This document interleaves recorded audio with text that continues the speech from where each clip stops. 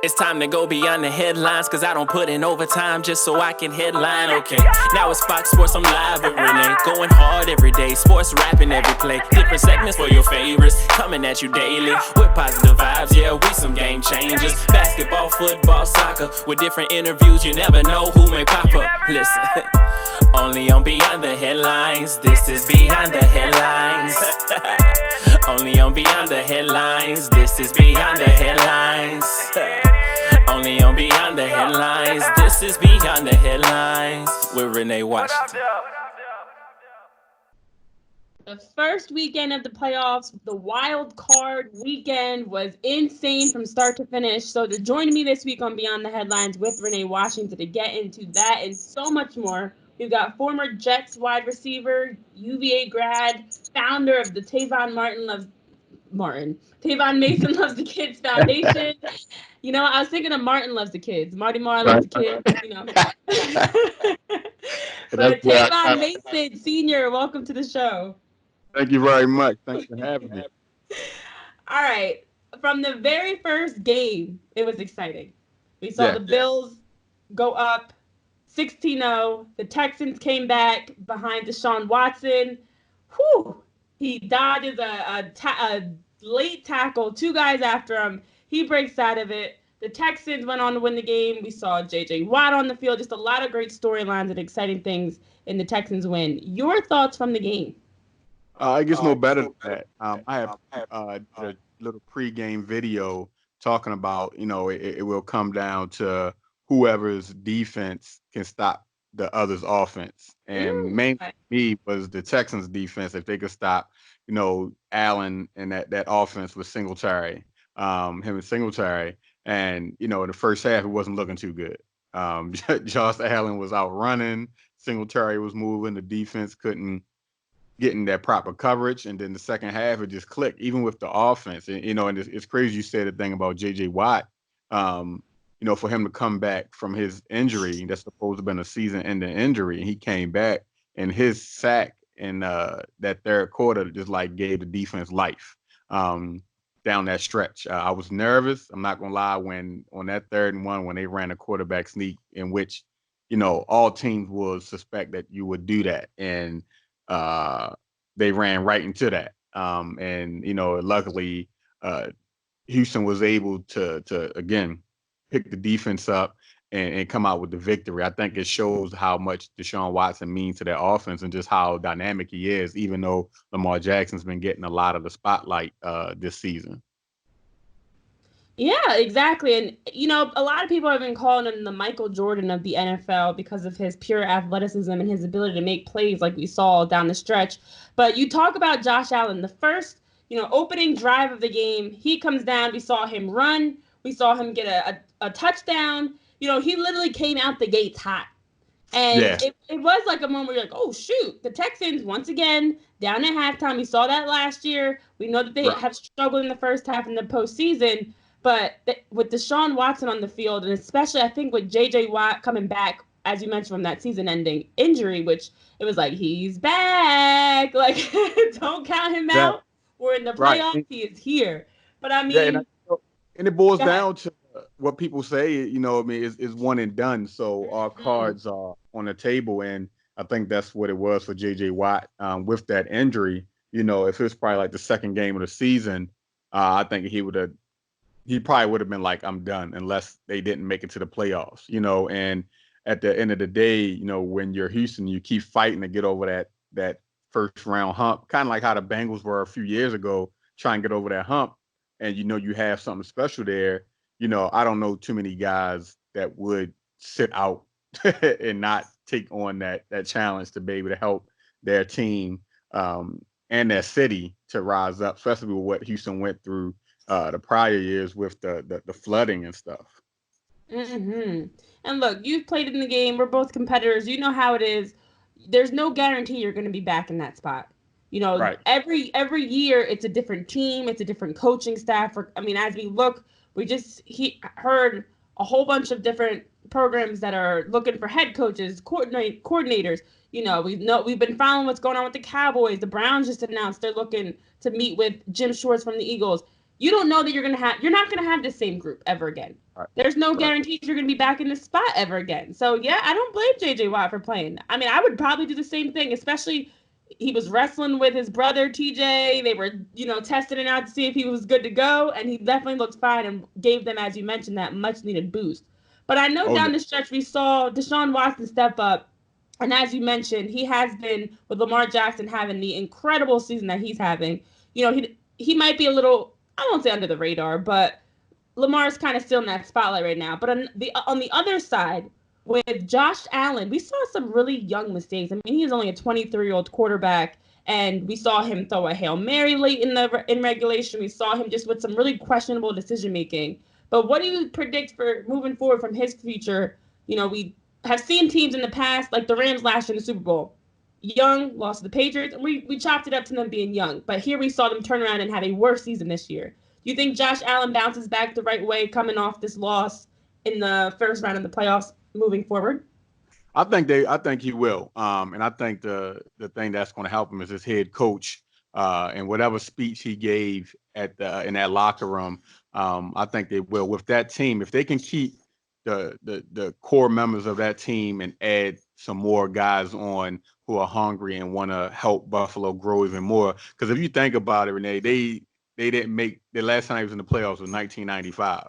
That's a long time. That's a long time to be have not in the playoffs, and to take it with a rookie quarterback, regardless of the second year, he's still a rookie quarterback, but he has shown what he can do. Even when they played the Ravens, he showed with the type of defense the Ravens had, he could still play that game. And like you said, it showed him being young in that game with trying to do some of the things that you could get away with in college that you can't really do in the NFL unless you are someone like a Mahomes, someone like that. But you very rare you can get away with stuff like that in the NFL. And again, like we talking about, especially in a playoff game when everything is on the line and is either win or go home. So I think he would go ahead from it. And I think probably after watching the tape, he'll know himself for next season that this is some things I cannot do. And you gotta cherish every moment. I do see them guys giving the AFC a run again. I mean, 'cause they were a solid team. Even that defense, that defensive line. If you saw during the course of the game just how the Texans O-line couldn't defend against 4 rushers. They barely blitzed.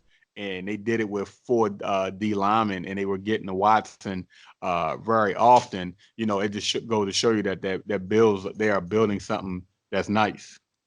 Yeah. You're right about that. I'm looking forward to seeing what the future holds in Buffalo. And then switching over to our second game Saturday in the NFL Wildcard round that we're talking about here. The Titans knock off the Patriots 20-13. Ryan Tannehill leads the Titans over Tom Brady and the Patriots. And what stands out to me most from that game, well, one of the many things, at the end of the game, with a chance to win it, Tom Brady throws a pick 6 and the Patriots lose. That's his last play on the field. And of course, we've been hearing all the chit chat around, is this going to be the end for Tom Brady? They dropped the last game of the regular season to the Dolphins, which forced them into the the wild card round instead of having a first round bye, and then turn around and lose to Ryan Tannehill. And the Titans, Dolphins, and former Dolphins are doing Tom Brady in. Do you think this is the end of his career? Do you think he goes out like that? No, I don't think Tom Brady goes out like that. I think with us being so used to the Patriots being in the driver's seat for so many years, we forget that there's other NFL teams out there, and we do forget that that it is the NFL, so anything can happen in any given moment. You also saw how human, because throughout TV land, a lot of sports stations and reporters put them as being bulletproof and being kind of like mortal. So we got to see them during the course of the season of being immortal, being able to be, no one's scared of them. It's like, we going in here, that biggest threat retired. I'm sorry to say, no matter what receivers you added, I know some people might say, if they had Antonio Brown, it'd be different. I still don't see that as being a big factor, without having a guy like Gronkowski. You're like, come on, you look at that guy, he could catch, he can run, he can block, you know what I mean? He could do it And all. he's a true game changer. Not only his talent, but even what he brings to the locker room, the energy, that swagger, and like borderline Right. crazy. I mean, we saw him New Year's throwing Steve Harvey's Lego head, but he brings that on the field. Right. So yeah, I agree. And you saw that watching the games in prior years. As a defense, you have to account for him. You can't say, okay, I'm gonna match him 1-on-1 and we'll be fine. You can't do that. We saw that in the AFC Championship round last year. What happened when they even when they double teamed them, they still got the ball to him. And what happened? The Patriots were able to drive down and score a touchdown. That's one factor that you have to respect. They don't have it anymore. You know what I mean? Sanu Jr. did Sanu Senior, did a great job. But at the end of the day, you know what I mean? It showed how vulnerable they are. You know what I mean? They can't just use the run game. And it just showed that, Brady needs those elements in order to strive. So I don't think it's going to be the last. I think what it did was show, the Patriots on, no matter how much you build that team up, you still need that component at the end of the day to be successful over the years that they have been successful. But it also gives other teams that kind of like that stick the chest out moment to say, like, especially with the Dolphins, they finish, the way they finish, you can go out on a big note, especially as Brian Flores, to say, well, I beat my former team, I beat my former boss in their home. You know what I mean? So we beat them there. So that's a good thing with them of getting, their team to start stacking them up. And the same thing with Vrabel. You go back to play against your boss and to play against your former teammate and Tom Brady, and you take them out. And the thing that stuck out with me, Renee, is that Tom Brady threw for 0 touchdowns. Never. Mm-hmm. Never. Look at the stats. Zeros. Right. Yes. Except for that big one for the pick 6. Yeah, right. I think a lot is to be said about what we saw this season with Tom Brady, and I think you bring up a good point. Him and the Patriots were human this year. The dynasty is over, and nobody is afraid of them. And also, we're seeing a change in the game because you have players like Lamar Jackson and Patrick Mahomes and Deshaun Watson, the quarterback role, even Josh Allen. You see what he did in the game versus the Texans. They're running more. They're more athletic. They're younger. It's that next generation. Those 25 and younger guys, they're here and they're ready to go. And I think that's even more what we're seeing. So I don't know. The question around Tom Brady is still lingering. But also I'm wondering, like, yes, that's a terrible play to end your career on. But I don't know. The longer you stay in it, do you risk it being even worse ending? I personally was saying he should have retired last year after they won the Super Bowl. Go out on the championship, be done. Don't press your luck. But who knows? So we do have. I agree. Yeah, I agree with that. One more time, I agree with that because you think about it, and if you think about it, you can always go back to how Jordan finished. It's the same way, instead of finishing with the Bulls, if that's the thing, you go to Washington, and that's a question of, did Jordan kind of like taint his career? They don't even speak about the Wizards thing because of what he did prior to the Wizards. But again, you still have to put it there because he went there. He uplifted the city of DC by him coming there. It changed the DC market totally because you got the god of, not just basketball, just the sports general in your city. But at the same time, to me, a little bit is like, you kind of like tainted your legacy, in the same way with Brady. I would have went out the same way. And like you said, with players coming in like Lamar Jackson, you still got Russell Wilson there, what Mahomes is doing, Deshaun Watson is doing, we got the potential of having in the AFC and NFC championship game for African-American quarterbacks, which is unheard of, for all 4 of those guys to be in playoff type situations, unheard of. But now you're gonna start having defenses that are more that are quicker, and that's what you saw against Tom Brady. Defenses that are quicker, the D line can move faster, and quarterbacks like Brady are going to start becoming extinct that can't move. If you can't move, it's going to be tough for you unless they make an offense that is just quick release, quick release, quick release. And even that, you got 200, 300-pound linemen that can drop out in coverage. It's a different game. Definitely a different game. We'll see what happens with that. But then Sunday we had, the Saints. I'm so tired of the Saints and these controversial no calls, man. They lost 26-20 in overtime to the Vikings. But what actually stands out to me besides the question, well, we'll get into the Kyle Rudolph offensive pass interference discussion in a moment. But right before halftime, we saw Drew Brees throw a pick. Then they missed a field goal. And not only did he throw a pick, the Vikings scored off of that.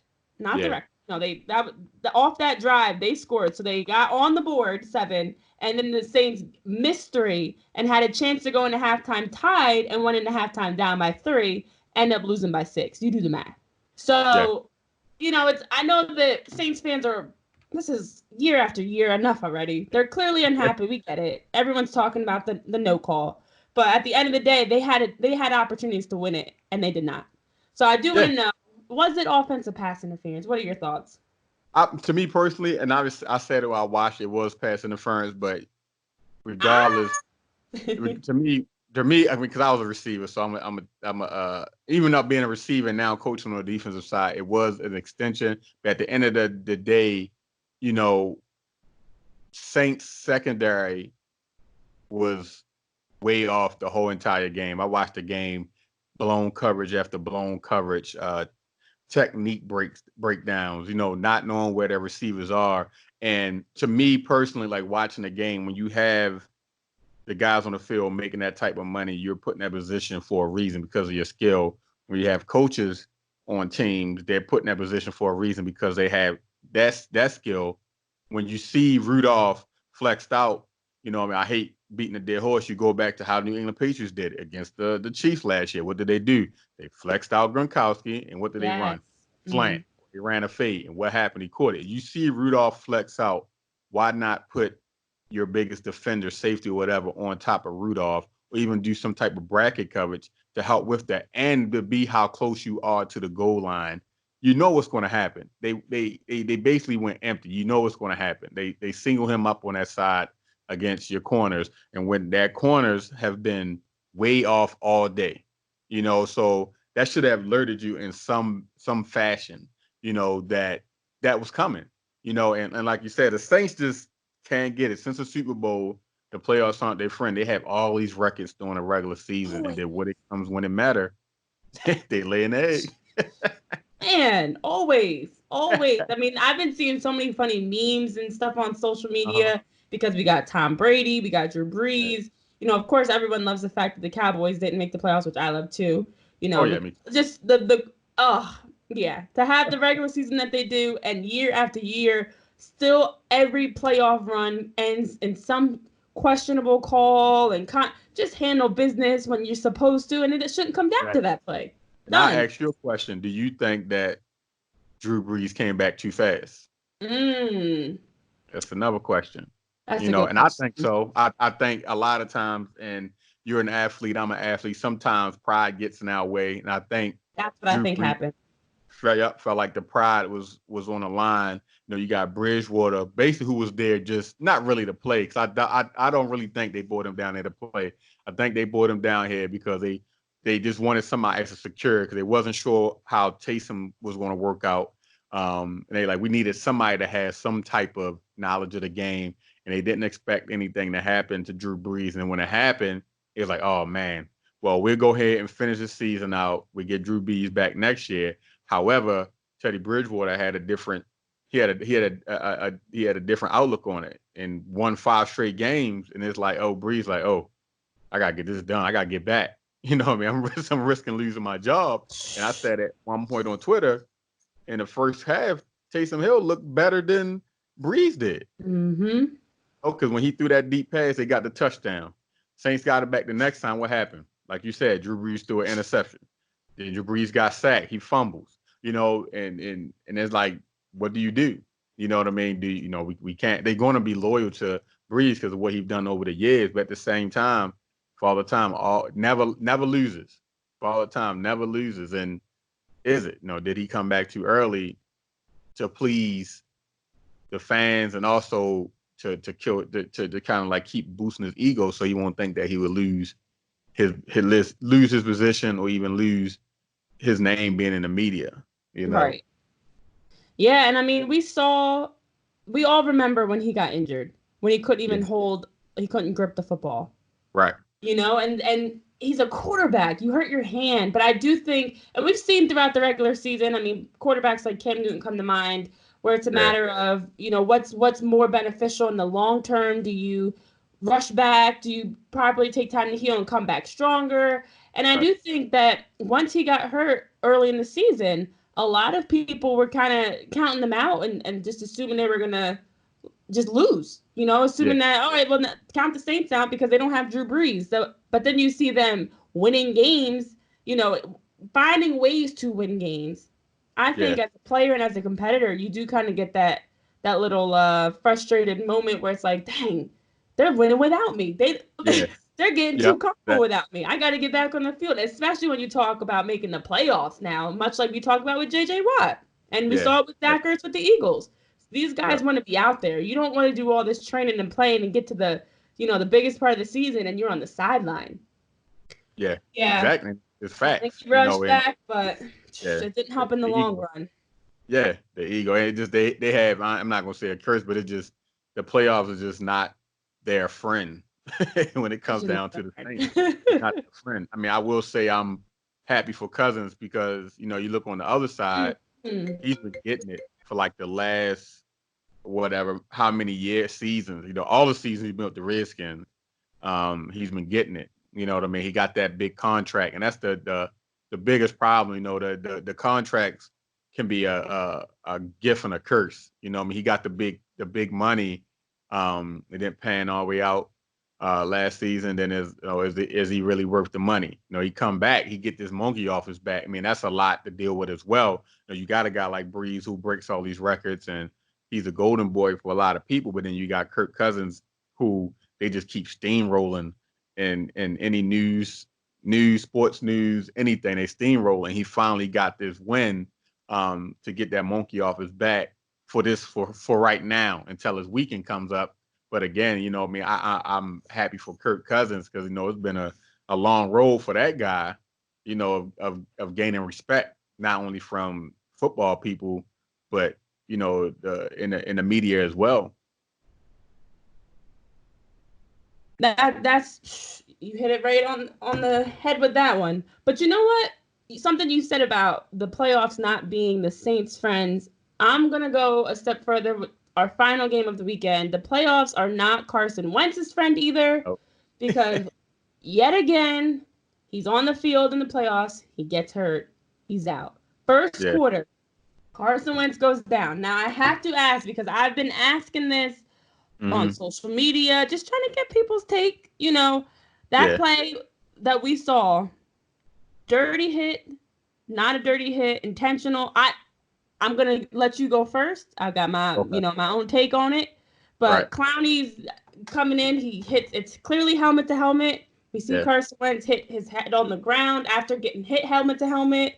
And then on top of that, now we hear reports today. Stephen A. Smith was reporting that he was kind of woozy and wobbling in the tent, the blue tent, and then also didn't even know what happened. And I know his wife was called to the locker room during the game, and now it makes sense why, if he was completely disoriented. So your thoughts on that play that changed the entire game? Now, I think the Eagles were going to lose regardless. I'm an Eagles fan, so let me clear that up. I am an Eagles fan, but with all the injuries that we've had all season, it's just, and our secondary has been struggling all season. On top of that, defensively, I actually thought we played well, but we just didn't have the pieces in place. We're playing with guys that haven't played since preseason, and they're starting and playing big minutes. But back to that play, your thoughts? I would say that it should have been a flag. I wouldn't say it was a dirty hit. I think it is a flag because of the helmet to helmet with the rule being put in place. I said earlier, as a group of my friends, we went to UVA. Some played in the league. One of my buddies actually was on the Seahawks that the very first Super Bowl when They played the Steelers. And you know, a lot of people, and I watched on Twitter, a lot of people say just playing football, and at some point it is. I also threw this out there of when it comes to protecting running quarterbacks. You know, prior to the last couple of seasons, running quarterbacks wasn't protected. You know, I mean, the Mike Vicks wasn't protected. You know, the Cam Newtons wasn't protected. Any other quarterback that was a highly running quarterback really wasn't protected like they protect some of the ones that are in the pocket or certain quarterbacks. You know, I think it could have been a flag, and it did change the complexion of the game. And, you know, then it goes back to what level do you put Wentz on, for the simple fact he has been injured almost every season since he's been in the league. And, you know, it is. The Eagles have been depleted. I don't think the organization planned right by putting certain guys in right positions. You know, hats off to McCown, but, you know, to be honest, you know, why have that old of a quarterback backing up your star quarterback? You know what I mean? You knew Foles was leaving. Put somebody in place. If it happens, that you have somebody that can run it and really run it 100%. You know, it just. I also agree with you. I think the Seahawks were just running and gunning. The Eagles' defensive line was on fire. But again, when you have a guy like Russell Wilson that you basically can't prep for, you know what I mean? You drop somebody in coverage, what happens? He pulls it down and run. All right, you bring Jenkins down the spy on him, what he does, they're right behind Jenkins. So it's like, you know, it's a crapshoot, and Wilson is good at playing chess, you know, instead of playing checkers. So my take is I think the helmet should have been a flag. I don't believe it was a dirty hit. I believe he was trying to tackle him. I think the helmet definitely should have been flagged, because that's what they changed the rule to when it comes to the helmet action to protect players from what Carson Wentz went through, what, you know, the Junior Seahawks did to them, happened to them after playing, and, you know, and taking their own lives to basically save themselves from themselves. Mm-hmm. Yeah, no, I completely agree. I don't think it was worth being ejected or anything. I'd like to think the play was not with the intent of hurting Carson Wentz. You know, a lot of people were like, it was definitely dirty. I'm going to say it was definitely dirty. I don't think it was intentional in the sense that I'm going to take you out and be done for the game. I'd like to think not.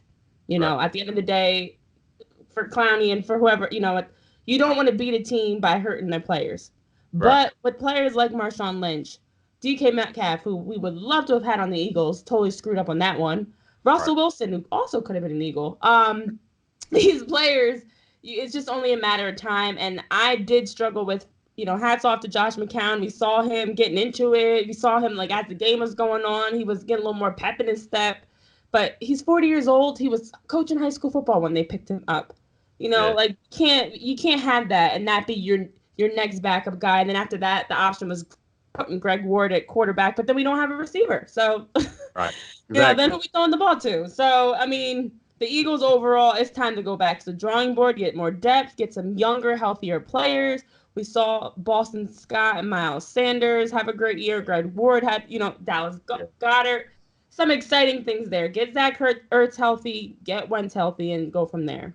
Yeah, but I believe the Eagles have some stuff, as you said, and you can't. Again, it goes back to the front office. You can't supposedly be these geniuses and have the keys. And like you said, you got the keys to a Bentley, and you're going out and getting Ford Focuses. And okay, we just put them in. They still pull. These little guys on defense. We look outmatched every time. Every single team is towering over us. DK Metcalf looked like he was gonna eat one of our defenders. Like, it's ridiculous, you know. And it again, it goes back to, like, the object, just like Ron Rivera said when he got hired with the Redskins. The point of being in this game is to win.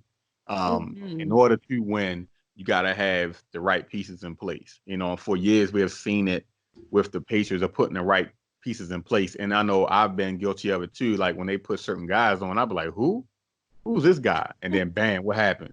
They have explosive season or explosive games that blows their name up, you know, and they got guys that played in small colleges no one barely heard of, as being quarterbacks like Edelman, and I forgot the other. I think it's Hogan was a quarterback, and then he gets on his team and he just flourishes. You know what I mean? But is putting guys in right positions to win. So, like you said, going back to the drawing board again with the kind of like the Patriots offense. What do you do next year to make your offense that much greater? You know what I mean? Yeah, you can add the players, but like you said, you have to adjust to the times now. The times now aren't to just sit back there, pop, pop, pop, pop.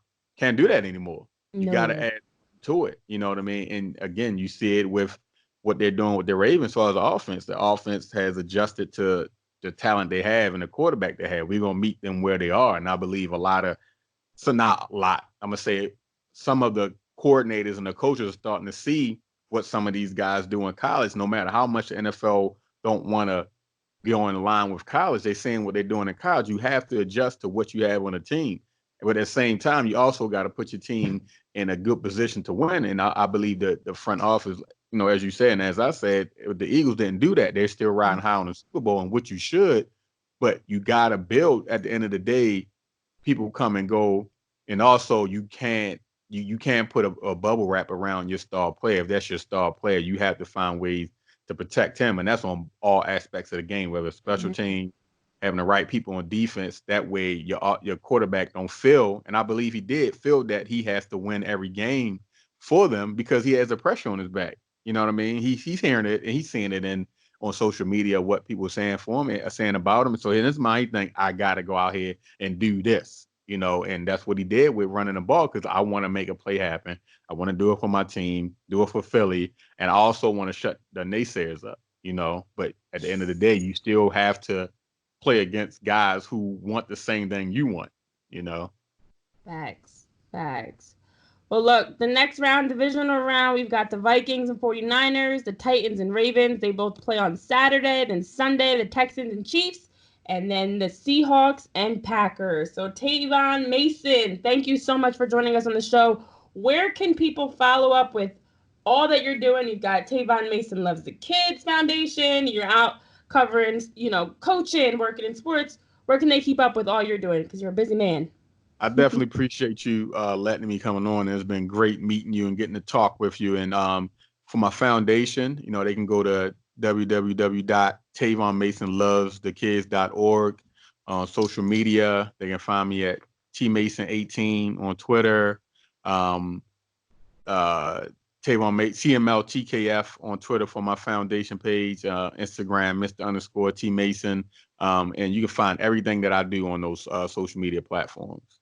Awesome. And your foundation's to help get kids more involved and more active in whether it's academics or sports? Yep, we do that, and we do literacy. One of our big things, I do reading tours in the summer. I just wrapped up my 5th winter coat and toiletry drive here in Baltimore for the West Side Men's Shelter.